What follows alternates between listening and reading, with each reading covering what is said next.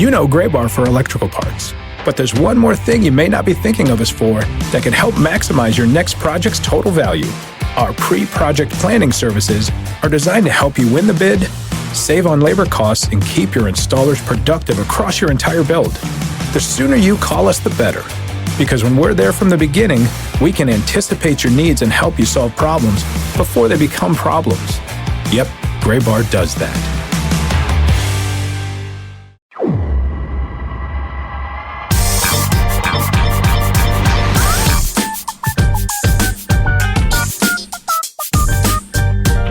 Little behind the scenes, little inside baseball, little inside the actor's studio. Is that what that show is called?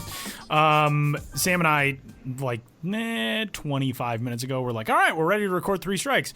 And then we just started talking about other things in the industry, and then time ran out on the first room that Sam was in, and so we had to move rooms. We just wasted all of the time that you had laid out in one specific location to record. So we're flying today.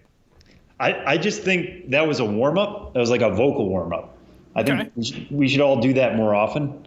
It's like stretching before you get into a game. Yeah, exactly. It's the podcast version of stretching. Yeah, okay, that works. You see guys out taking grounders, doing that stuff. We just chat about our personal lives. Yeah, that nobody gets to hear. Yeah, exactly. It's all the director's cut, but I delete all of it, so it'll never be accessible to anyone. And so sorry, none of you are going to get to hear it. But rest assured, it was all very positive and good. Yes.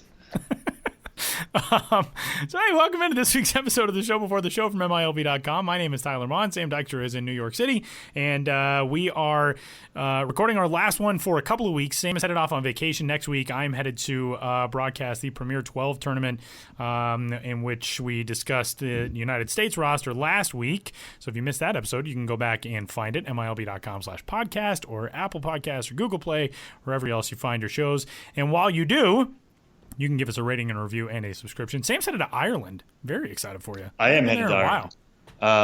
I studied abroad there in 2011. I went back in 2013. Now I am going back a very different person, I would imagine, than my college self. I'm very excited. What was your last Europe trip? Was it Scotland? Scotland was last year. Okay. I was like, I thought you had been back more recently than that, but it was... People keep doing this. They keep confusing the Celtic countries, and it feels mildly... I'm a quarter Irish, man. I'm not, I can vouch for myself. Yeah, you go ahead and hide behind the tricolor and your shamrock, things you hang up at St. Patrick's Day. And I have a very Irish name for being half Italian and a quarter Irish. It's true. It's very I have a Dutch My middle name is Sullivan. Yeah, that's true. Irish. Yeah, you're more Irish than Dutch, and you got a Dutch name. Very weird. It's true. It's all very weird. So let's crack open this delicious gooey goodness that is the latest episode, the 232nd of the Show Before the Show. We are dumping 3 strikes this week, just for this week. We'll probably get back together in a couple weeks. But 3 strikes, get out of here. MiLBY's open for your votes at MiLB.com/MiLBY. You can go vote for the best in minor league baseball in the 2019 season, MiLB.com/MiLBYs.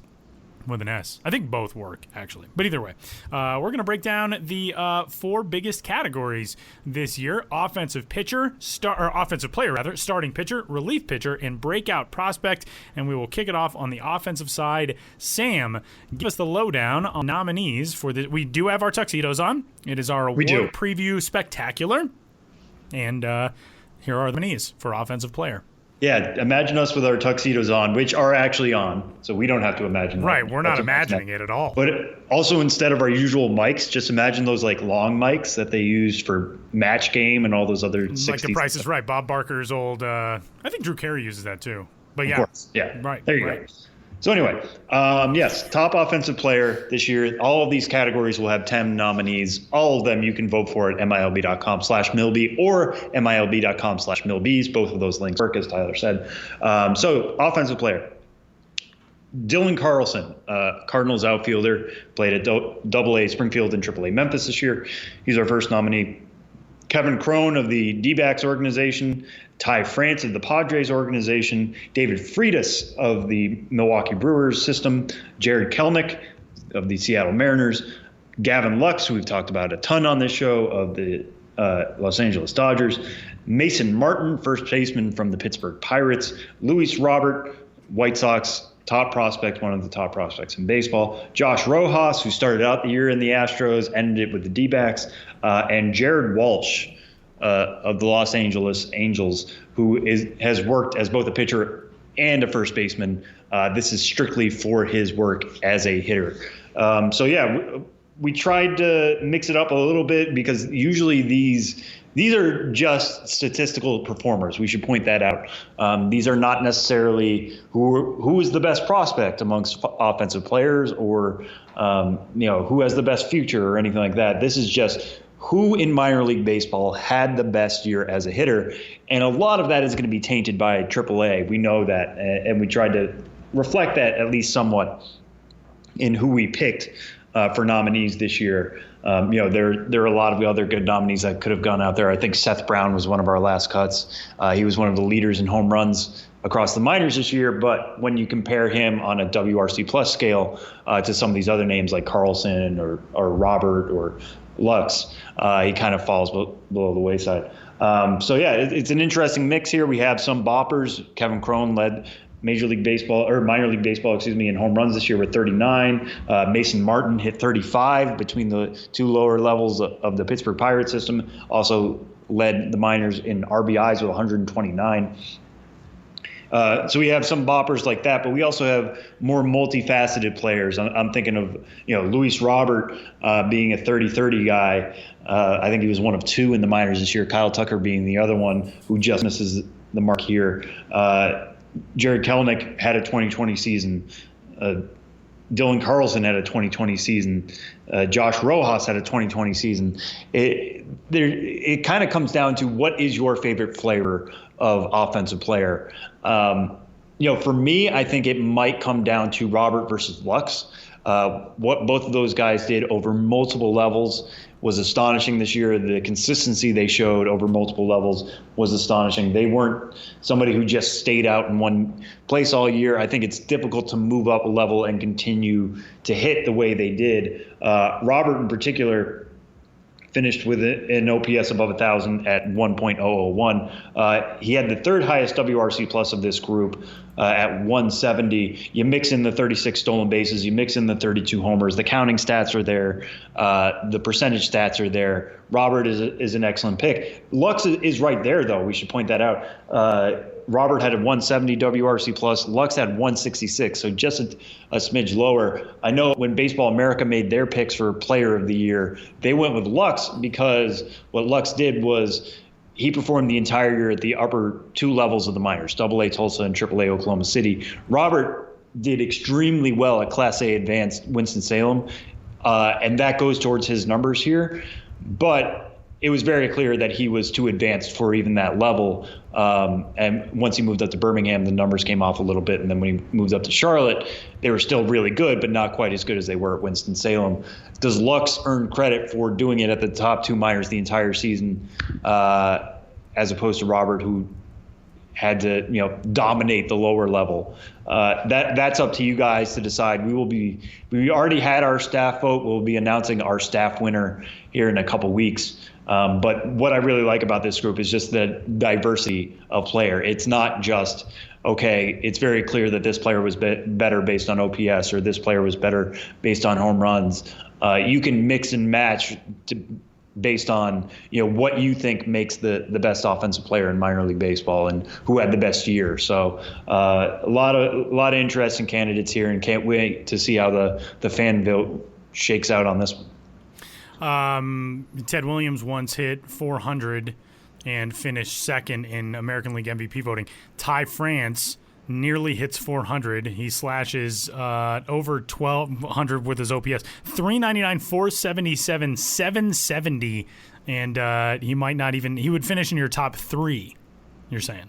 Yeah, no, that's the thing about Ty France, that he really needed to be on this list, and I actually had somebody reply to me saying like, well, where's Jordan Alvarez? And at a certain point, we do have to cut it off for plate appearances. Ty France played 76 games this year in the Padres system. In the minor leagues, he got called up to the Padres at certain points of the year and actually just missed the cutoff to hit potentially 400 in the minors because he got called up to the majors. That's a pretty good reason. I really wanted to include him here because he was very close to meeting those qualifying standards. He fell just a little short.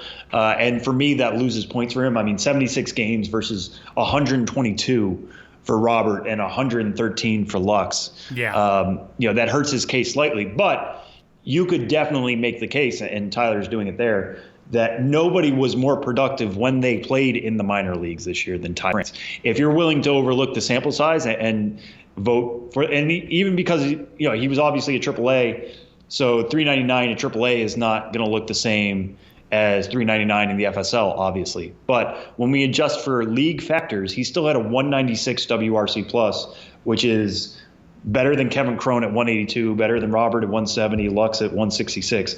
Ty France, I would hope would get lots of consideration for this. So we'll move on from an offensive side to the pitcher's mound. Star pitcher nominees for the 2019 MiLBY Awards are, you know what, I'm going to run through them, then I'm going to have you break them down. I like that. Chris Bubich of the Kansas City Royals organization, who was with Class A Advanced Wilmington as well as Class A Lexington this year. Joey Cantillo, the San Diego Padres. Seth Corey with the San Francisco Giants. Zach Gallen, now of the Arizona Diamondbacks, formerly with the Miami Marlins. Logan Gilbert of the Seattle Mariners. Mackenzie Gore, no surprise there, of the San Diego Padres. Josiah Gray with the Los Angeles Dodgers. Christian Javier of the Houston Astros. Joe Ryan with the Tampa Bay Rays. And Tariq Skubal of the Detroit Tigers. Yeah, so this is kind of a similar mix once again in terms of what do you favor, guys who have played at multiple levels or guys who have dominated one level. There's a lot more movement in this list, I would say, than the other one. Maybe the one guy we actually gave credit to, sticking at one place was Zach Gallen. Zach Gallen posting a 1.77 ERA this year in the Pacific Coast League is absolutely insane. Only 91 in the third innings, and I think he kind of runs into the Ty France problem a little bit there. But a 0.71 whip is absolutely incredible. You got the strikeout kings here. I'm thinking of Bubich, who I think led the minors with 185 strikeouts and 149 in the third innings. Joe Ryan struck out 183 and 123 in 2/3 innings as he moved up the ladder 3 times. Tyler mentioned Mackenzie Gore. He's definitely the best prospect on this list, and I think, has to be given a lot of consideration, not just because he's a name we recognize, whatever, but the guy posted a 1.69 ERA in 101 innings. Very difficult to do. I think he just missed minor league qualification for that, but he was so far away the leader in ERA. I think that it's a little bit easier to overlook than it was for maybe France. In those 101 innings, he struck out 135. He walked only 28. It's that mix that I love of high strikeouts and low walks. I usually think that works out really well for a future projection. So, maybe you're leaning somebody towards Gore, but there's some other names on here that I don't think a lot of people necessarily heard during the year. Christian Javier striking out 170 and 113 and 2/3 innings was absolutely insane. Keeping his whip below 1 at 0.97, keeping his ERA below 2 at 1.74. I like to sometimes include FIP in these, and Joe Ryan is obviously going to stand out because, again, he was somebody who struck out a lot and walked a few.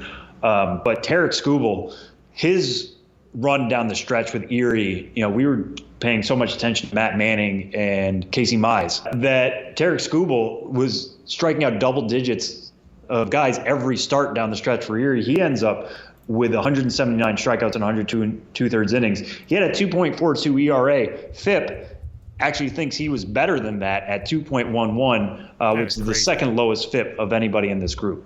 Absolutely incredible. You really can't go wrong here. I mean, there's some arguments to be made here and there and whatever. And, I think when we had the staff vote for this, it was all over the board, which I personally love because that means we have 10 strong candidates. But whether it's top prospects, names you're going to recognize, Mackenzie Gore, like I said, is there. Chris Bubich, I think a lot of people kind of knew coming into the year. Logan Gilbert, who will be joining us on the podcast this week, we'll get into his candidacy with him directly. But him being a first-round pick, him performing very well in his first full season, lots to like here. And I'd be interested to see how the fan vote totals are going to come in here as well. Where you have good starters, you like to have good relievers as well. See how I segued that? Relief pitcher for the 2019 MiLBY Awards includes this group of nominees.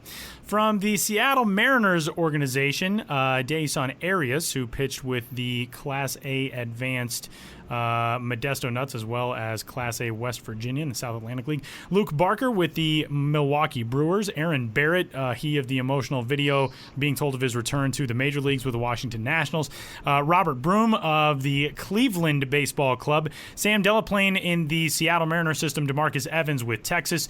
James Karinchak with Cleveland. Jackson Reese with the Toronto Blue Jays. Sam Selman with the San Francisco Giants. And Alex Vesla with the Miami Marlins. Rather, there is an interesting group of dudes. Alex Vesey is a guy who this season, I think even going into the year, there's probably not a lot of Mariners fans who are aware of his body of work. He goes out and climbs through 3 levels. Well, I feel like we get a lot of those stories kind of similar to Vesia, and guys that come in, blow their way through a few levels in a system, and all of a sudden they're in this conversation. It's like, man, I didn't really know a lot about him before this. He was a 17th round pick last year.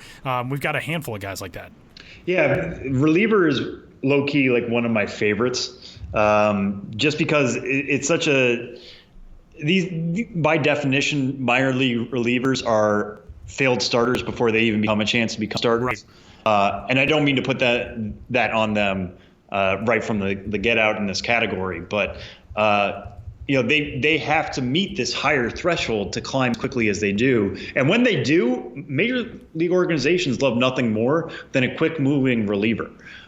Finding a guy whose stuff is going to play at every level, and they only have short looks, so they want to test these guys as quickly as they can.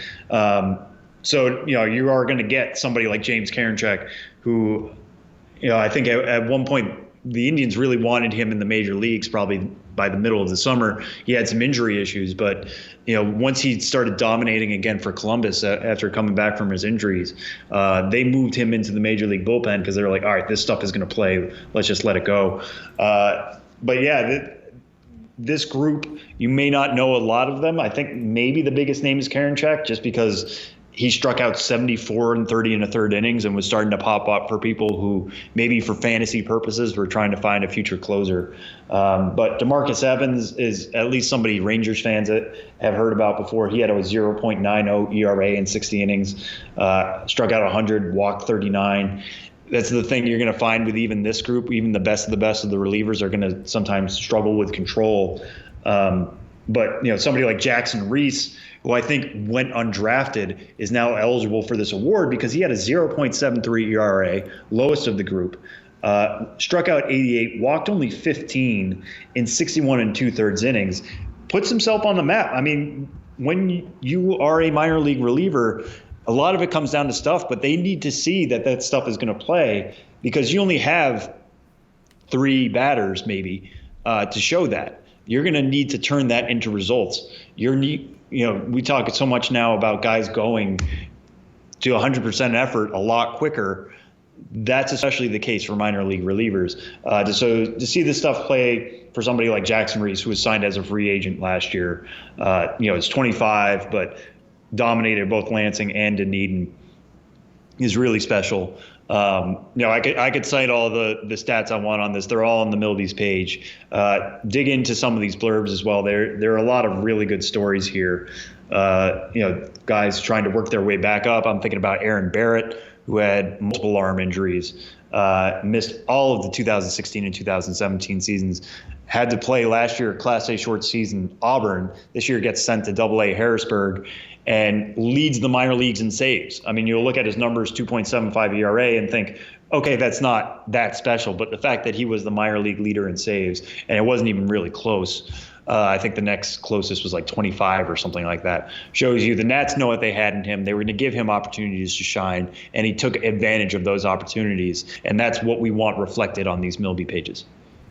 And our final category to break down is the breakout prospect of 2019. And those nominees are from the San Diego Padres, catcher Luis Campusano, from the St. Louis Cardinals, outfielder Dylan Carlson, right-handed pitcher Davy Garcia of the New York Yankees, second baseman Robel Garcia of the Chicago Cubs, right-handed pitcher Josiah Gray of the Los Angeles Dodgers, shortstop Marco Luciano of the San Francisco Giants, right-hander Grayson Rodriguez with the Baltimore Orioles, outfielder Julio Rodriguez with the Seattle Mariners, left-handed pitcher Tarek Skubal, who we already talked about a little bit with the Detroit Tigers, and outfielder Alek Thomas with the Arizona Diamondbacks. Yeah, so this one is like the most opinion based, I think.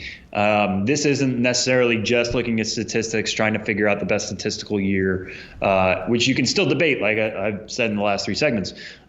This one is more, how do you define a breakout? Because it is you voting. I can define it for you. I will give you my personal definition of that. But how do you define it, and how do you want that reflected? Because we'll have somebody like Dylan Carlson, who was an unranked prospect at the beginning of the year, and I mean that outside the top 100. He climbs all the way up to number 25 overall right now. He was the Cardinals' 8th ranked prospect at the beginning of the year. He's now their top prospect. Some of that has to do with graduations, et cetera. But still, he made very obvious and significant climbs. I'm thinking about in home runs. I think his previous high was 11. He hit 26 this year. They also allowed him to run more. He had 20 stolen bases before I don't think he had broken into double digits before in that category. The breakout there is very easy to see. But then you have somebody like Robel Garcia, who is one of my favorite stories in the minors this year. He was basically signed out of Italy. He was on a travel team that went through Arizona, seemed to do really well there. He basically last played pro ball in 2013, and he topped out at Class A. They send him this year, the Cubs do. The Cubs sign him out of Italy after he played a little bit of ball over there, again, traveled over to Arizona. They send him to Double A. He finishes the year in the majors. That is a very obvious and clear breakout. But, he's not a top 100 prospect by any means. He's now the Cubs' 26. That's not crazy, but it's a great story. Maybe you value stories in that way. Tarek Skubal, we've talked about before, he was the 20th ranked prospect in a Tigers system that we all agree is pretty good coming into the year. Now he's number 4 because of those strikeout numbers he was putting up at Erie. And people think he's going to be right there next to a Matt Manning and a Casey Mize in that Tigers rotation. The breakout there is very clear. Josiah Gray, who we didn't mention before, starting pitcher MiLBY, but he's nominated for that as well. He's now the number 76 overall prospect. He was kind of, when he was thrown into the trade last year with the Reds, seen as like, okay, he's a make weight maybe, or he's something, the Dodgers are taking on, just to even things out. We'll see how this goes. He was a Division II shortstop, moved to the mound full time, very raw. We'll see what happens when he kind of chisels his way at it. Now one of the top right-handed pitching prospects in the game because of what he was able to do over a full season. Breakout there is very clear, and I think some of his stuff certainly improved. This is not just, hey, we need to trot out this guy more. His velocity was good. His overall pitching arsenal was sharper than we were expecting. So how do you weigh these different things? Is it, hey, this is the guy who climbed the highest? Is it the guy who started from the furthest down and is now on the map? That's up to you guys to decide. Personally, I like the guy who made it, or who went from a prospect to a potential superstar the most. I think in past years, Ronald Acuna has won this award. I remember writing up that story. Somebody who wasn't necessarily being talked about, but now everybody has to pay attention. That's what I think defines the defining breakout prospect of the year. You might differ. There's a lot of good candidates here as well. We've got 4 pitchers and 6 hitters. How do you weigh a pitcher versus a hitter? That's on you guys to decide. But yeah, this is my favorite category, I think, by far, just because of how differing the opinions can be as opposed to when you're just looking at numbers. So go vote, MiLB.com/MiLBYs. Exercise your civic duty on casting your ballot for the best in minor league baseball in 2019.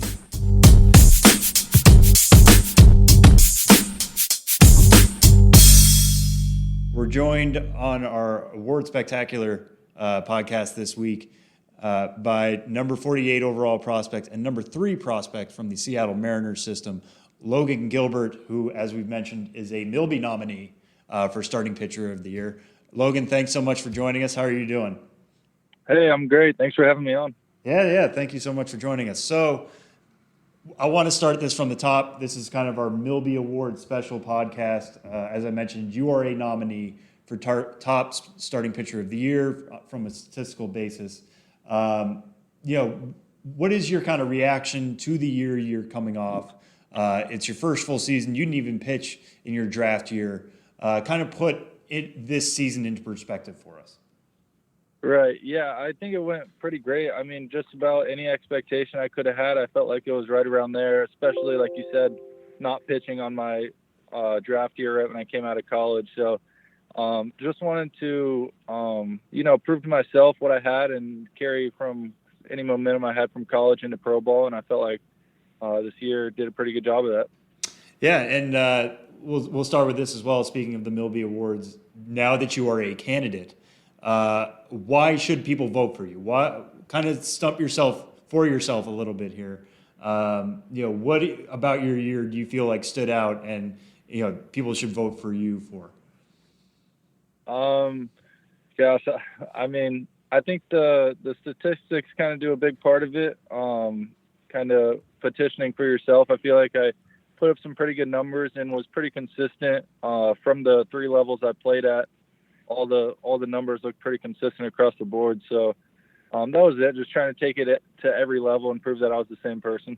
Yeah, and we'll just back you up right there. You started the year at Class A, West Virginia, 1.59 ERA there. Class A Advanced Modesto, 1.73 ERA there. End the year at Double A Arkansas with a 2.88 ERA. You ended up being Texas League Pitcher of the Week at one point. That consistency obviously carried through.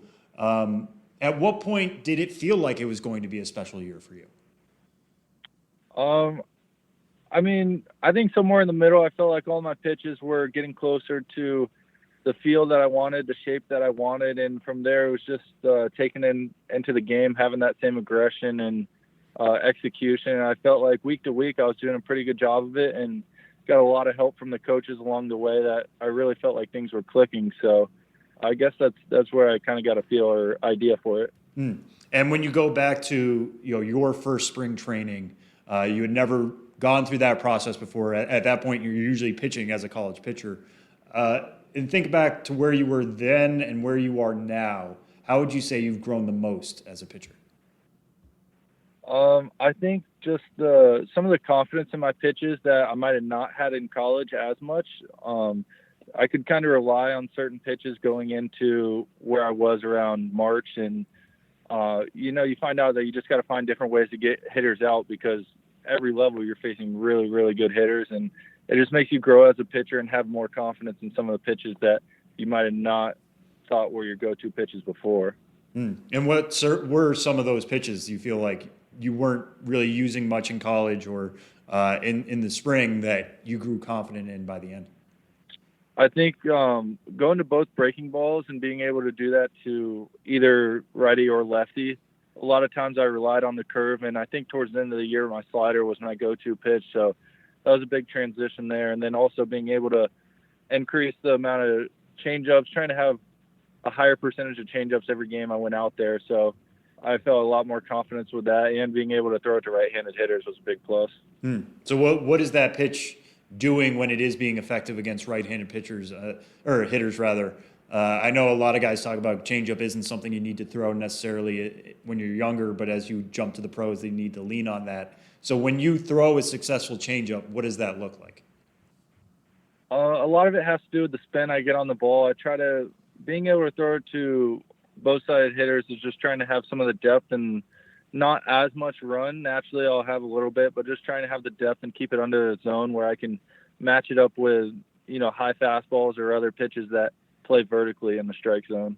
And it's interesting to hear you mention spin because I remember talking to you back in August and you talked about spin direction and how that's more of a thought process you've had this year in pro ball than you ever did before. Kind of speak to that a little bit. What is it? What have the Mariners given to you in terms of tools to understand the spin of your pitches, and how do you implement that into your game? Yeah, definitely. That's a big part of it. I mean, going into this year is something I kind of figured out along the way. So I'm really excited to know what clicks for me going into the season and being able to use that. And with the spin direction, it's just some of the numbers that I'm chasing in the axis of the spin. But, we could use Rapsodo in bullpen setting. We could have catchers give feedback or hitters. And we've even drew on baseballs with a marker to try to see what kind of spin you're getting to make it easier for the eye to pick it up. So when you say numbers based, are you looking at the hard data more, or are you watching video more?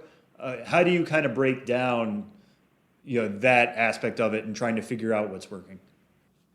A lot of the times, yeah, I think I'll go for numbers a lot of the times, but we've also got into the Edgertronic and really being able to slow it down and see at release where the ball's coming out, and you kind of get to see the way the fingers play into that and the wrist positioning. So being able to trace it back a few steps all the way to, the way your wrist is set up or the way the fingers come across the ball, it's a big way to be able to manipulate the spin that you want.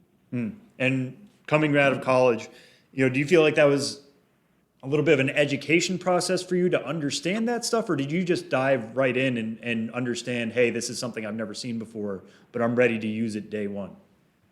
Oh yeah, I mean, I didn't have much of an idea at all. I was really interested in it and the concept, but I didn't know much. And at first, I was just exposed to a ton of different stuff and kind of overwhelmed. But that's just a credit to some of the coaches and the coordinators that we have with the Mariners, being able to just take you step by step through the information and find what works for the player. And I quickly found the things that I think are important, and they did a good job of working with me on that. Yeah. So would you describe it more as like a blanket organization-wide approach to pitching? Do they talk to all their pitchers the same? Is it more individual based and they just found something that worked for you? Based on what you've seen with coordinators and all that, how would you describe the Mariners' approach to pitching development? Yeah, it's definitely individual.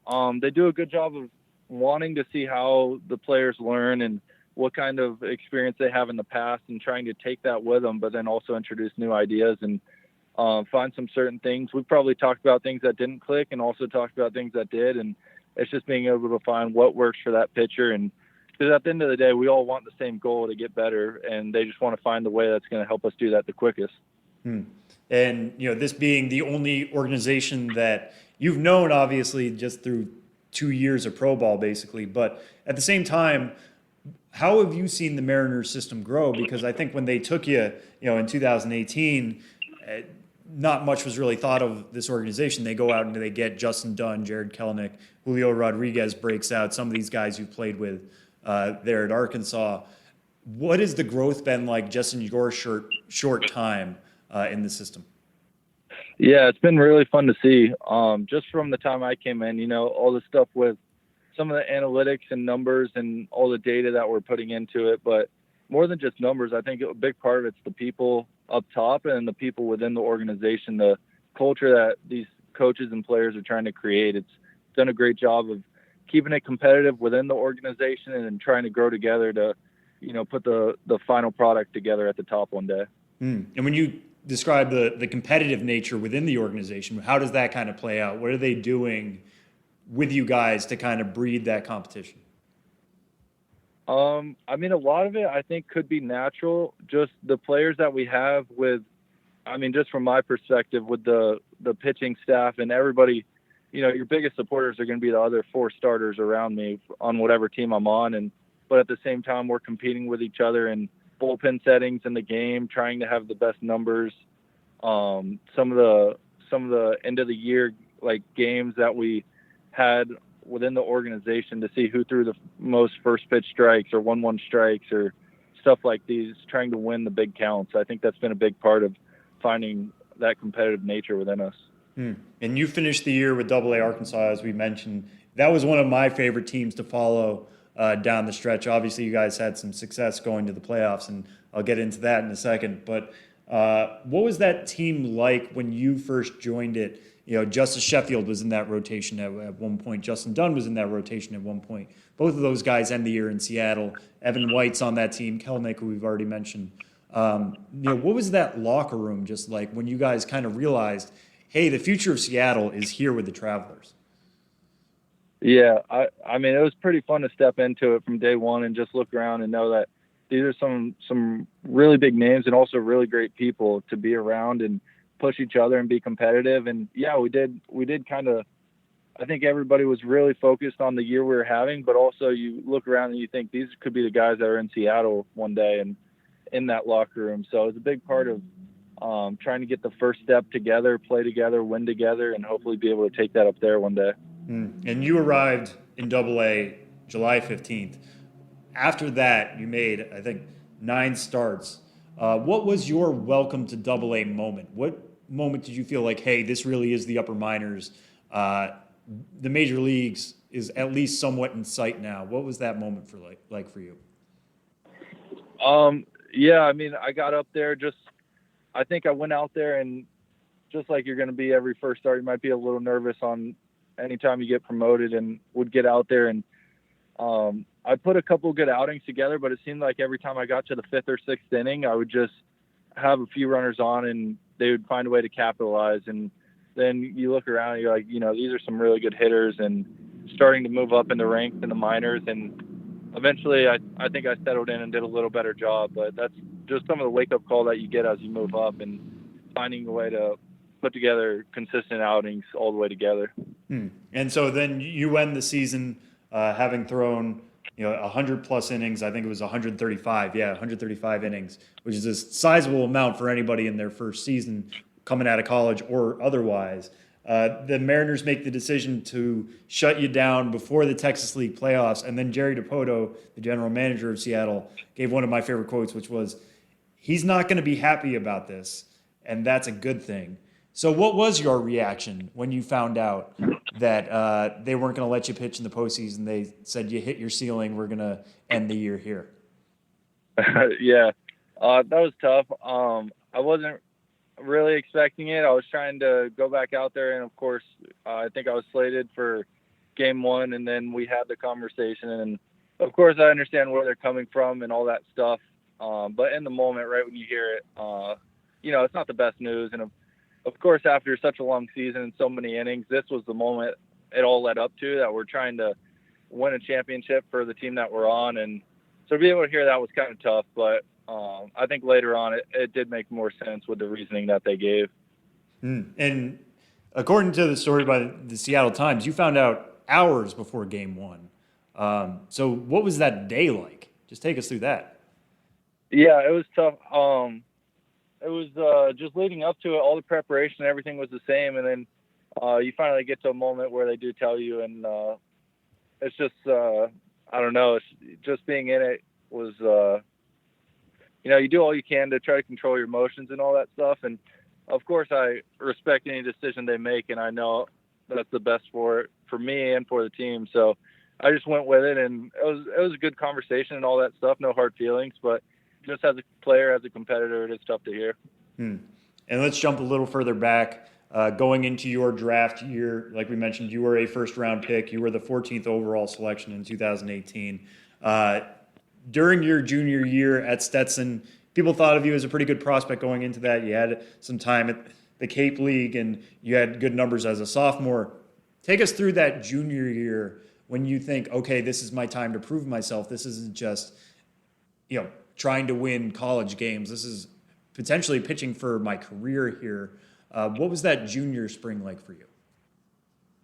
Yeah, I mean, honestly, for the most part, a lot of those thoughts that I had, even when I wasn't as big of a prospect, or even going back to my freshman year when I was just a guy, another right-handed pitcher in the bullpen, I think I always thought that for myself and thought I was that caliber player. It just didn't match up yet. So by the time I got to my junior year, I really felt like that's who I was, and I was now letting other people see it.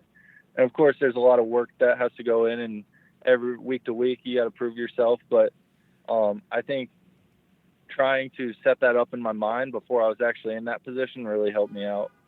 Yeah, and at what point did you feel like you got that external feedback that everybody was beginning to see you were as good as you internally thought you were? Was it getting the invite to the Cape League? Was it eventually moving into the Stetson rotation? What was the first point where you realized, hey, everybody else sees me the same way I see myself? Yeah, I think that was probably after I came back from the Cape League and had a pretty good year, sophomore year, but there were still some questions about facing better hitters, better competition, stuff like that. And I really felt like I gave myself a chance to prove myself there. And then, like you said, taking it back to my junior year and finishing it off and putting together a good career at Stetson, that was probably the big part to finish it off there. And you didn't come just from any college program. I know you said facing better hitters, but this is a program that apparently really knows how to develop top-level starting pitching. They're the top two players all time from Stetson are Jacob deGrom and Corey Kluber. You're looking to kind of be that next third big pitcher. Is there any reason why, or that you can maybe articulate why, good pitchers come out of Stetson like this?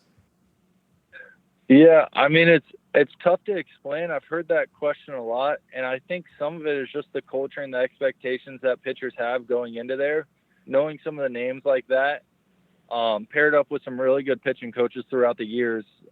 Pitching coach there, Coach Thurneau, really kind of shaped my career once I was there. And being able to look up to guys like that, that's the expectation. That's the dream that you have. So that's just some of the work that goes in, is dreaming upon being one of those guys one day.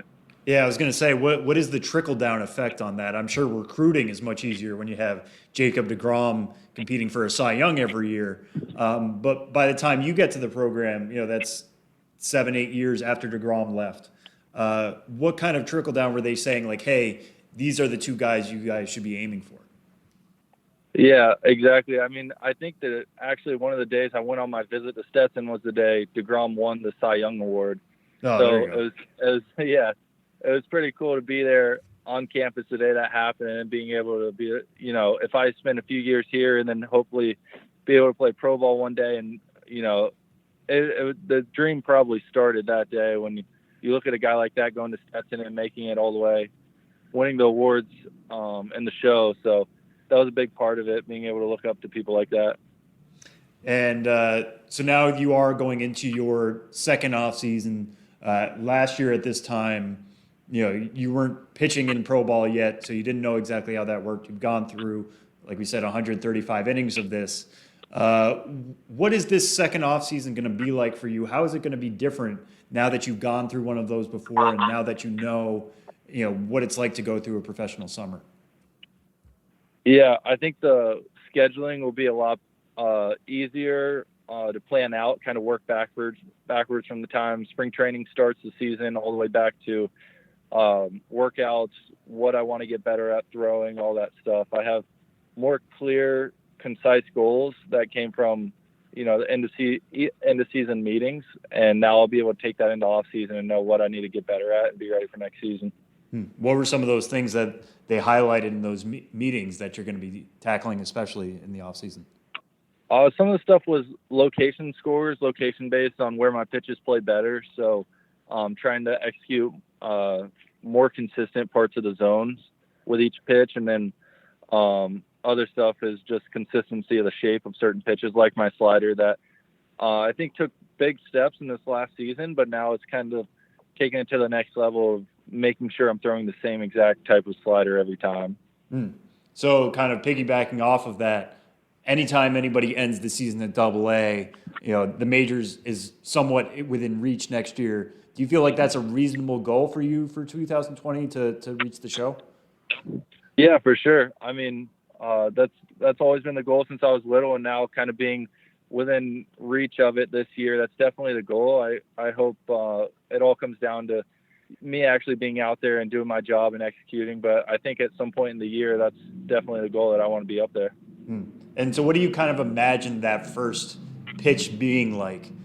You don't know. Sometimes guys come up as relievers just so they get moved in a little bit. Maybe you'll be making a start. Given the way things are going, they would probably bring you up as a starter. But when you kind of close your eyes and envision what a first major league outing will be like, what do you see in your own head?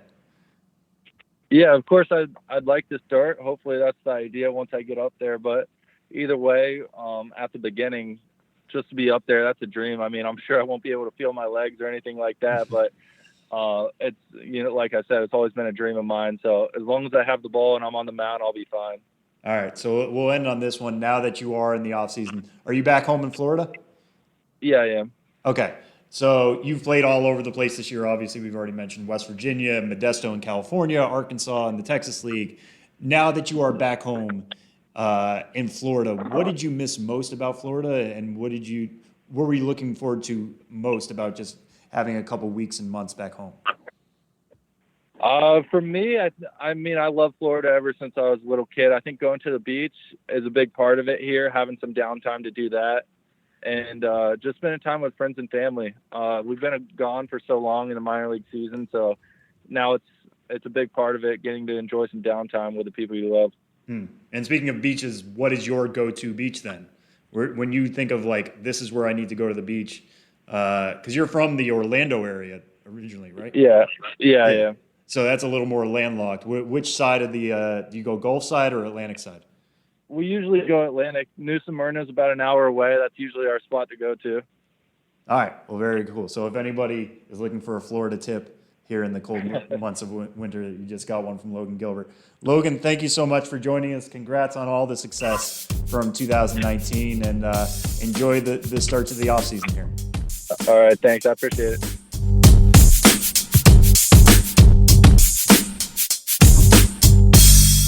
One of the most anticipated rebrands of the season is here, and with us to discuss it and a whole lot more is Benjamin Hill. Hi, Ben.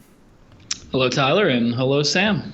Hi, Ben. Sam just waved to me. In an audio format. I'm sure that came across on the podcast like it always did. This is a wave file. How's this tuxedo? Nicely done. How's the tuxedo look on Sam? Pretty good for our awards preview show?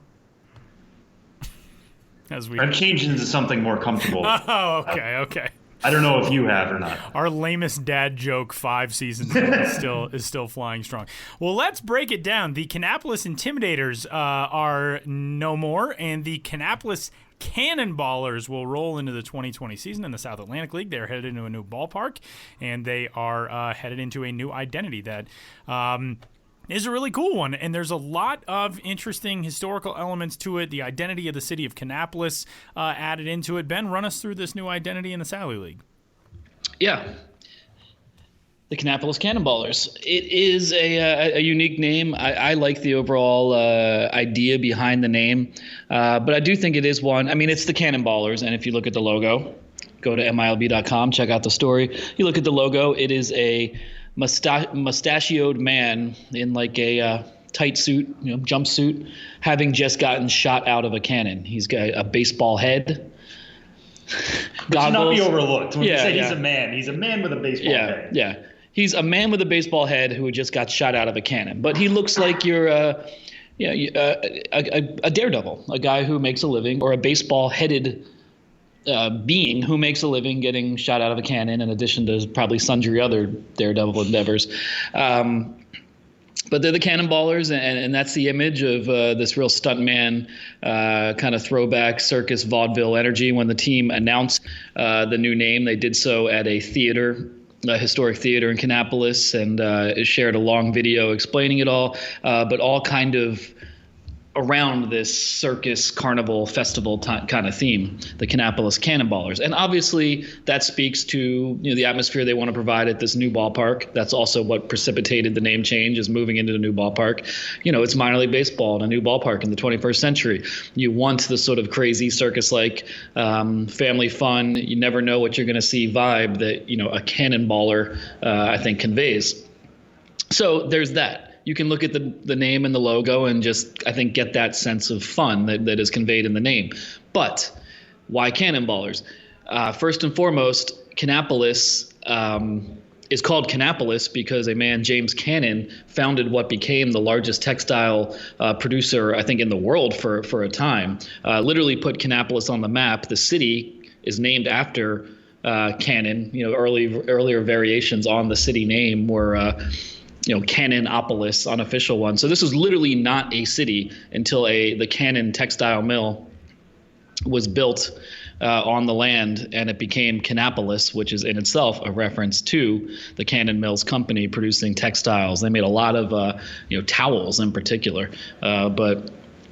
huge operation that was founded in the late 1800s and ceased operations in 2003. So you can't tell the story of Kannapolis, without the Cannon Mills company. And in talking to Matt Millward, the team's general manager, he said, I think the number one fan suggestion was cannons, the Kannapolis cannons. And I also talked to Dan Simon of Studio Simon, who did the logo. And he said, I understood the appeal of cannons, but in his view, one, there's potential, copyright issues. There's other teams on the landscape named Cannons, including some former minor league baseball teams, the Calgary Cannons and Potomac. The Prince William Cannons before they became the Potomac Nationals. So not only were there previous minor league teams named the Cannons, there was other entities on the landscape. And he was also saying, a cannon, however archaic it is still a weapon of war.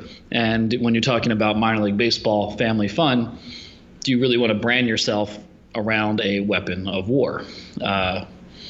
Good point, I believe. So, but I think, and then he was saying, I went to Kannapolis and I was trying to get a consensus from the people who live there, all types of people.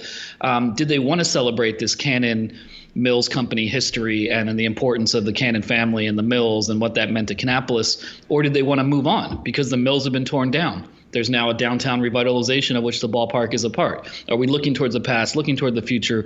How are we going to do this? So I think he found that there really wasn't a real consensus in how people wanted to recognize this history. Some did, some didn't. And I think Cannonballers ends up as being, I think to me, a pretty creative and fun compromise of looking toward the future and Kannapolis, what it is now, of signifying what minor league baseball means to Kannapolis as they move into a new ballpark as part of a larger downtown revitalization, but also still giving a nod to what made Kannapolis, which was the Cannon Mills company and producing textiles. So there's a lot going on here, and I think people listening, I think that's one of the reasons a lot of people like this topic. I mean, I don't necessarily mean just Kannapolis in general, but even when you look at a minor league baseball name as kind of silly or irreverent or goofy or head scratching as it might be, there's usually a lot to unpack. And one thing I really like about this, and they teased this out for a while too, is kind of the circus atmosphere that comes with a cannonballer and how that plays into the entertainment aspect of the sport. And the whole reason you make these identities is for entertainment purposes and for people to have fun when they come to the ballpark. But how is that going to play into this new place? Is there going to be a circus-like atmosphere? Or are they going to play this into how they develop this new park in any way? How are those going to go hand in hand? I think the specifics on that aren't maybe out in the open yet, or maybe even known. But again, in talking to Matt Millward, the general manager, he said that he and his staff made trips to the county fair, to those type of places. The same way that a front office staff might visit another ballpark to get ideas. They've been literally visiting county fairs to get ideas. I think they see this as a good way to brand the new stadium and kind of tie with the Cannonballers name to tie it into he said, there's going to be a lot of more state fair style food. I think even by the kind of unhealthy standards of minor league baseball, you might see even more, deep fried this or that, or kind of real goofy midway style food and games and that kind of thing. So the specifics are not out there yet, but I think we now have a clearer direction of where the branding will go. And just like any new minor league identity, a front office has to look at it of, what are we going to be naming various portions of the stadium, seating areas, entrances, XYZ, how are we going to name things around this identity? What food items, can kind of play on this identity? What in our marketing materials can play into this identity? So I think they have a lot to work with now, and I think it'll be fun to see what they come up with, and it'll be fun to check out this team and ballpark in 2020. So a new identity for Kannapolis. Welcome to the Cannonballers to the minor league baseball landscape. That just feels like a logo set that's going to be flying off. And, of course, coming in late October and you set yourself up for the holiday sales and stuff, this really feels like it's got all the makings of a big one. Yeah, I believe so. And I think one other element we want to mention real quickly is, the former team name, the Intimidators, was a reference to Dale Earnhardt Sr., a Kannapolis native, who bought a share of the team in just 3 months before he died in the 2001 Daytona 500. And so he never got to see the team play as the Intimidators, but the Intimidators name obviously meant a lot to a lot of people in Kannapolis, celebrating Dale Earnhardt Sr. and his legacy. So, we talked about this before on the podcast, but it was kind of a tough thing for some people to move on from and no longer referencing the Intimidators name. But one, I think the team wanted a new identity and a new ballpark. Two, they don't own the Intimidators name. That's trademarked, and I think it's currently owned by Dale Earnhardt Sr.'s widow. And three, though there's nothing explicit in the Cannonballers' identity to Dale Earnhardt, there are some Easter eggs in the logo in terms of maybe how the baseball man getting shot out of a cannon, he has some signifying features that I think call to mind Dale Earnhardt Sr. There's some Easter eggs in the lettering that kind of tie into Dale Earnhardt and his legacy. So just want to bring that up as well, and take a gander at the logos and see what you can find. Really cool story that's up on the site right now at MiLB.com, and there is a whole lot more going on as well. We had a cool guest reporter post, Jay Kennedy, who is in his senior year at Thomas Jefferson High School for Science and Technology in the D.C. area, and he wrote an account of going to the Diamond in Richmond, Virginia, to watch the Richmond Flying Squirrels play as their Copa de la Diversión identity, Las Ardilas Voladores, the Flying Squirrels. And this is a really cool story that's up on the site right now. It's kind of a point of view of what the Copa night was like at the Diamond. Yeah, it's been tough for me because when I had the blog, I did guest posts quite a lot, and I would actively solicit guest posts from guest writers. I think now with all my stuff on MiLB.com, it can be a little more laborious to solicit work from other people and make it a feature on MiLB.com proper. But Jay Kennedy, senior at Thomas Jefferson High School for Science and Technology. I've worked with Jay just because he got in touch with me years ago, and a really bright, ambitious kid. He'd written several guest blog posts through the years. Last year, I met him and his father at a Brooklyn Cyclones Copa game, and he wrote about that experience. I think that was the same game that Sam Dykstra was at, as well as Kelsey Hennigan. Were we? Yeah, I think we were. Sam does not pay attention to the youth. I was very focused on doing that podcast episode. Yeah. And I believe, I pay more attention to the youth and mentoring and being a positive influence. Okay, sure. Yeah. If you want to say that, you go right ahead. Sam's mad at me now. I was being sarcastic, and I apologize. Anyhow, met Jay in Brooklyn last year. He's been a guest writer for me for quite a while, and check it out on the site. And it's just a fun thing to do, to give someone else a platform, and I hope to be able to do it more often. And one other story we should tease out real quick. We've talked a lot about the Innovator Summit in El Paso, but you have a little bit more coming out about the person who originally founded it when it was called the Promo Seminar. Well, originally the El Paso Seminar. The El Paso Seminar, and then became the Promo Seminar. Now he's the Innovator Summit, and that went back to El Paso this year. What can you kind of tease about that story? Yeah, I got one more article coming up related to that. Obviously, we've talked about the Innovator Summit quite a bit over the last month, but it was in El Paso this year because the event had started in El Paso, and the reason it started in El Paso was because a man named Jim Paul, who was the owner-operator of the El Paso Diablos, who really set in motion a lot of the promotional innovation that we now see all over minor league baseball. He was the original innovator. So when I was in El Paso, I did an interview with him and several other veteran executives talking about the evolution of the event and the evolution of minor league baseball. So we're going to have that video up on the site along with an article around it, kind of with Jim Paul and other veterans of minor league baseball sharing their views on what things were like decades ago, what they're like now, and what to look for going forward. All of that is up on the site or coming to the site at MiLB.com/BensBiz. And you can find Benjamin Hill on Twitter at BensBiz and on Instagram at TheBensBiz. And we won't talk to you next week because Sam and I will both be gone, but we'll catch up in a couple of weeks. Wait, I'm going to be all alone? Yeah, it's just you for the podcast next week. Nobody does that? It's just an hour-long monologue. Yeah, do you know how to get a guest? No, but I can share my favorite songs and observations. I know the Humpty Dance pretty well. This is going to become Ben's radio hour from your time at Pittsburgh.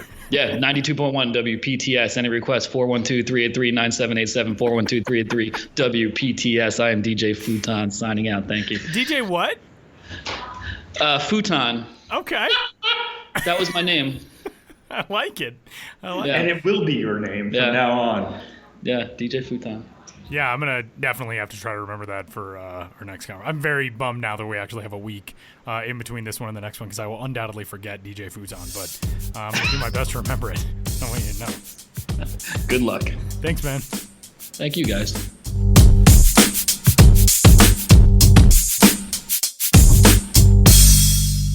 Final segment on this week's episode of the show before the show. MiLB.com is your site for all of it, from our organization All-Star Stories to MiLBYs to everything else.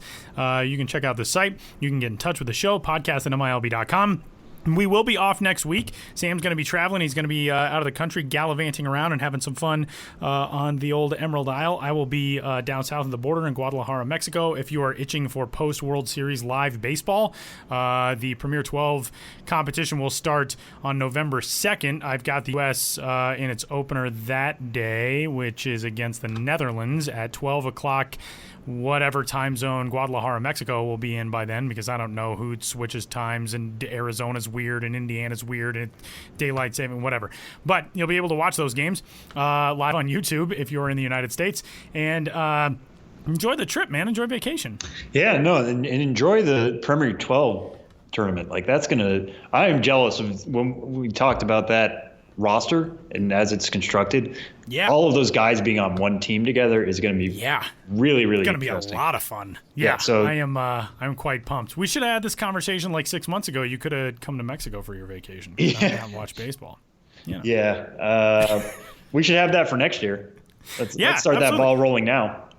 Good friend of the show, Josh Jackson, has a really good buddy named Tucker, who I've met a couple of times. Tucker came out here, big Dodgers fan, came out to Coors Field, watched the Dodgers here last year. We saw each other at spring training this year, and Tucker and I were talking in spring training about how I was going to be going to Guadalajara, and he said, I've been there a bunch for work, and he set a reminder in his phone for like early to mid-September that said, check and see, early to mid-October, that said, check and see if I can go to Guadalajara, and he texted me a screenshot of it the other day, and he's like, I had no idea what this was about, and then it finally popped into my head, and no, I can't go to Guadalajara. And I was like, dang it. So next year we'll try to make it a big party wherever I end up, or wherever you end up, or Josh or whoever. Yeah. Let's make plans on that. All right, for this week's episode of the show before the show, he's Sam, I'm Tyler. We'll talk to you next week.